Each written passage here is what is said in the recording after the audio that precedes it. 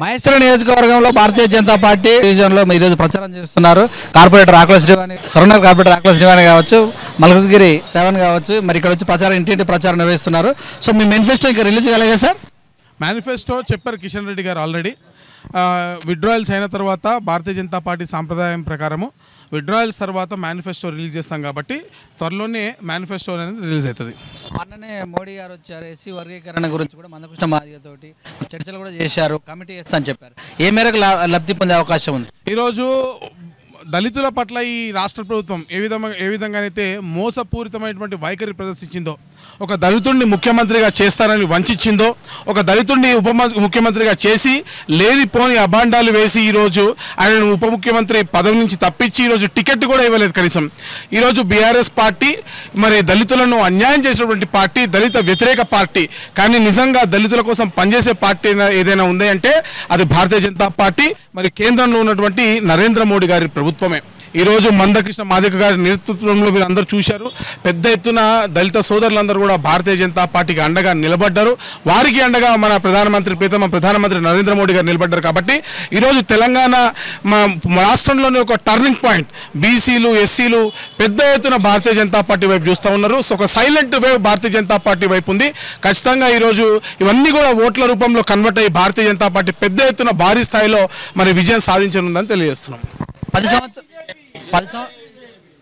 సంవత్సరాలు కానరాంది ఇప్పుడే కానొచ్చింది ఎలక్షన్ చెప్పాలనే వారికి మీరేం చెప్తారు?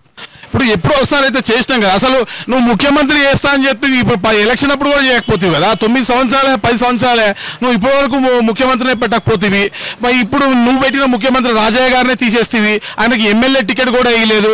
అనేక మంది దళితులను అంచివేసినావు. ఎస్సీ కమిషన్కి నువ్వు డబ్బులే ఇవ్వలేదు. దళిత బంధు పేరుతో దళితులకు ఇస్తానటువంటి ఏవైతే 10 లక్షల రూపాయలు ఉన్నారో ఇప్పటి వరకు ఏ దళితులకు సరిగ్గా అందని స్థితి ఉంది. ఈ రోజున పూర్తిగా దళితులను మోసం చేసిన నువ్వు ఈరోజు మమ్మల్ని వేలెత్తి చూపించి హక్కు మీకు ఎక్కడదని మేము అడుగుతా ఉన్నాం. ఈరోజు ఇప్పుడు ఏ రాజకీయ పార్టీకైనా ఒక స్ట్రాటజీ ఉంటుంది.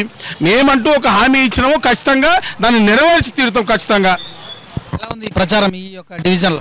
ఇప్పుడు మా స్థానిక కార్పొరేటర్ శ్రీవాణి గారు, అంజన్ గారి వారి రిక్వెస్ట్ మేరకు ఈరోజు ఇక్కడ రావడం జరిగింది. చాలా హ్యూజ్ పెద్ద ఎత్తున కూడా ప్రజాస్పందన. ప్రతి ఇంటింటికి వెళ్తుంటే కూడా ప్రతి ఒక్కరు కూడా భారతీయ జనతా పార్టీ వైపే చూస్తూ ఉన్నారు. ఇక్కడ అభ్యర్థి అందెల శ్రీరాములు గారిని గెలిపించడానికి భారీ మెజారిటీతోటి, ముఖ్యంగా ఇది మంత్రి గారి నియోజకవర్గం. వారు ఒక పార్టీలో గెలిచి ఇంకో పార్టీలో పోయి ఇక్కడ ప్రజలను మోసం చేయడమే కాకుండా ఈరోజు ప్రభుత్వంలో అనేక అవినీతికి పాల్పడుతూ ఈరోజు ప్రజలను మోసం చేస్తూ ఇక్కడ అవినీతికి పాల్పడి ప్రజలకు ఏమి చేయలేదు. కాబట్టి ఈరోజు భారతీయ జనతా పార్టీకి ఏ విధంగా నేను ఒక కసితోటి, ఒక పట్టుదలతోటి ఈ నియోజకవర్గంలో భారతీయ జనతా పార్టీని అభ్యర్థిని గెలిపించాలని మరి ప్రజలందరూ కూడా ఈరోజు స్థానిక కార్పొరేటర్ గారి నాయకత్వంలో భారతీయ జనతా పార్టీని గెలిపించడానికి చాలా ఉత్సాహం చూపిస్తూ ఉన్నారు. ఎందుకేయాలి బీజేపీ పార్టీకి వాటర్ సమస్యను ట్రిబ్యునల్ కమిటీ నెరవేర్చినందుక, లేకపోతే భారతీయ జనతా పార్టీకి ఓటేయాలంటే నిధులు ఇవ్వనందుకు ఓటేయాలా, లేకపోతే సిలిండర్ 1200 చేసినందుకు ఓటేయాలా, గ్యాస్ పెంచినందుకు ఓటేయాలా, ఎందుకు వేయాలి, బండి సంజయ్ని మార్చినందుకు వేయాలంటే నేను చెప్తున్నా ఉన్నా. ఈరోజు ఈ తెలంగాణ రాష్ట్రానికి అత్యధిక శాతం పనిచేసిన పార్టీ ఏదైనా ఉంటే అది భారతీయ జనతా పార్టీ. ఈరోజు మన దేశానికి రాష్ట్రపతి ఎవరైతే ఉన్నారో ఒక గిరిజన మహిళ, కేంద్ర క్యాబినెట్లో అత్యధిక శాతం ఉన్నటువంటి మంత్రులు ఎవరైతే ఉన్నారో ఓబీసీలు. ఈ దేశంలో 15 మంది ముఖ్యమంత్రులు ఓబీసీలు. ఈరోజు తెలంగాణ రాష్ట్రాల కోసం చూసుకుంటే ముఖ్యంగా భాగ్యనగరంలో ఈ రాష్ట్ర ప్రభుత్వం ఇవ్వాల్సినటువంటి ఎంఎంటీఎస్ వాటా, అంటే కేంద్రం ఇచ్చిన డబ్బులు కాకుండా ఈ రాష్ట్ర ప్రభుత్వం ఇవ్వాల్సిన 800 కోట్ల రూపాయలను కూడా ఈరోజు భారతీయ జనతా పార్టీ కార్పొరేటర్ల అభ్యర్థుల మేరకు కేంద్ర ప్రభుత్వమే ఇచ్చినటువంటి పరిస్థితి. ఈరోజు మరి ఇన్ని రోజులు భారతీయ జనతా పార్టీ వైపు మీరు సిలిండర్ రేట్ పెట్టారు, ఎక్కువ పెంచారని చెప్పినటువంటి ఈ పార్టీలు ఈరోజు 400కి 500కి సిలిండర్లు ఇస్తా అంటున్నారు. మరి ఇన్ని రోజులు గాడిద పండ్లు తోమిరాని మేము అడుగుతా ఉన్నాం. ఇన్ని రోజులు మరి మీ ప్రజల కష్టాలు మీకు గుర్తు రాలేదా? ఆ రోజు ఎందుకు తగ్గించలేదు? ఈ పెట్రోల్ పైన ఈ రాష్ట్ర ప్రభుత్వం వేస్తున్నటువంటి ట్యాక్స్ ఎందుకు తగ్గించలేదు? ఈరోజు డెవలప్మెంట్ కార్యక్రమాలు చూసుకుంటే రామగుండంలో ఫెర్టిలైజర్ ఫ్యాక్టరీ కానివ్వండి, వ్యాగన్ ఫ్యాక్టరీ కానివ్వండి, ఇంకో ఎంఎంటీఎస్ కానివ్వండి, ఈరోజు నేషనల్ హైవేస్ ఇన్ఫ్రాస్ట్రక్చర్ కానివ్వండి, ఈరోజు మీరు street lights, payments, finance commission grants ఏది చూసుకున్నా కూడా కేంద్ర ప్రభుత్వం నుంచి వచ్చినటువంటి నిధులే ఈరోజు రాష్ట్రంలో అభివృద్ధికి తోడ్పడుతూ ఉన్నాయి. ఈరోజు ఈ రాష్ట్ర ప్రభుత్వం చెప్తున్నటువంటి బీసీ సోదరులకు ఇస్తున్నటువంటి గుర్మ సోదరులకు ఇస్తున్నటువంటి ఏవైతే గొర్రెల కోసం సంబంధించిన డబ్బులు ఏవైతే ఉన్నాయో అవి కూడా కేంద్ర ప్రభుత్వం ఇస్తున్నటువంటి డబ్బులే. ఈరోజు ఏ స్కీమ్ కోసమైనా డబ్బులు ఇస్తే వీళ్ళు స్కామ్ చేస్తున్నారు తప్ప దానికి కావాల్సిన డిపిఆర్లు కేంద్ర ప్రభుత్వానికి ఇవ్వట్లేదు. డబుల్ బెడ్రూమ్లో మీరు చూస్తే అక్కడ ఇచ్చిన సర్టిఫికేట్ ₹1,00,000 కేంద్ర ప్రభుత్వం ఇస్తుంది. దానిపైన ప్రధానమంత్రి ఆవాస్ యోజన కార్యక్రమం ఉంటుంది. ఈరోజు 5,500 కోట్ల రూపాయలతో ఇన్నర్ రింగ్ రోడ్కి కేంద్ర ప్రభుత్వమే భూసేకరణకి కావాల్సిన డబ్బులతో సహా కేంద్ర ప్రభుత్వమే ఇస్తా ఉంది. కిషన్ రెడ్డి గారి ఆధ్వర్యంలో రామప్ప దేవాలయానికి యునెస్కో గుర్తింపు కానివ్వండి, ఈ విధంగా ఏది చూసుకున్నా కేంద్ర ప్రభుత్వం ఆధ్వర్యంలోని రాష్ట్రానికి గుర్తింపు వస్తుంది. ఈరోజు పేదల పక్షాన తెలంగాణ ప్రజల పక్షాన, తెలంగాణ యువకుల పక్షాన, బడుగు బలహీన వర్గాల పక్షాన నిలిచింది కేవలం భారతీయ జనతా పార్టీ మాత్రమే. ఖచ్చితంగా భారతీయ జనతా పార్టీ వస్తేనే ఈరోజు తెలంగాణ ప్రజల కన్నీళ్లు పోతాయి.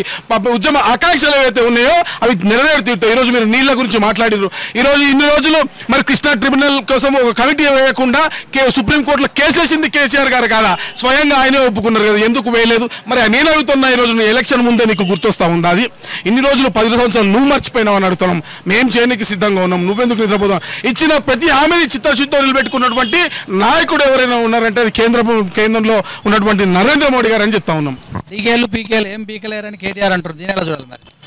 డీకేలు అంటే డి శివప్రసాద్ కావచ్చు, పీకే అంటే పవన్ కళ్యాణ్, డి శివకుమార్ పీకలేరని నేను కూడా చెప్తా ఉన్నాను. ఆయన ఓన్లీ కర్ణాటక నుంచి డబ్బు సంచులు పంపించే ప్రయత్నం చేస్తూ ఉన్నాడు. ఏ విధంగా ఈరోజు గూడ్స్ వ్యాగన్లు వెళ్తూ ఉంటాయి బెంగళూరు టు హైదరాబాదు. మనము సాఫ్ట్వేర్ ఇంజనీర్లకి రీలొకేషన్లో చూస్తూ ఉంటాము. సామాన్లన్నీ వేసి వ్యాన్లలో తీసుకెళ్లే పద్ధతులు ఏవైతుంటాయో ఆ విధంగా కర్ణాటకలో ఉన్నటువంటి అక్రమ సంపాదనని హైదరాబాద్కి తరలించే ప్రయత్నం చేస్తున్నారు. దానికి తెలంగాణ ప్రజలు వాళ్ళ ఆత్మగౌరవాన్ని నమ్ముకుంటారని నేను అనుకుంటారు. కానీ ఈ దేశంలో ప్రతి ఒక్క వ్యక్తి చేత, ముఖ్యంగా తెలుగు రాష్ట్రాల్లో ప్రతి ఒక్క వ్యక్తి చేత అభినయించే వ్యక్తి ఎవరైనా ఉన్నారంటే the one and only the Pawan Kalyan. ఆయన తన జీవితం మొత్తం త్యాగం చేసి ఆయన సంపాదన మొత్తం పేద ప్రజలకు ఖర్చు పెట్టినటువంటి నిఖార్సైన నిజాయితీ కలిగినటువంటి వ్యక్తి పవన్ కళ్యాణ్ మాట్లాడిందంటే అదే సత్యం అవుతుంది. ఏది సత్యమో అదే పవన్ కళ్యాణ్ మాట్లాడతాడు. అటువంటి వ్యక్తి మాత్రం పీకుతాడు. పవన్ కళ్యాణ్ మీ జుట్టు ఉడబిక్తాడు, మీ ప్రభుత్వాన్ని ఉడబిక్తాడు అని మాత్రం చెప్తా ఉన్నా.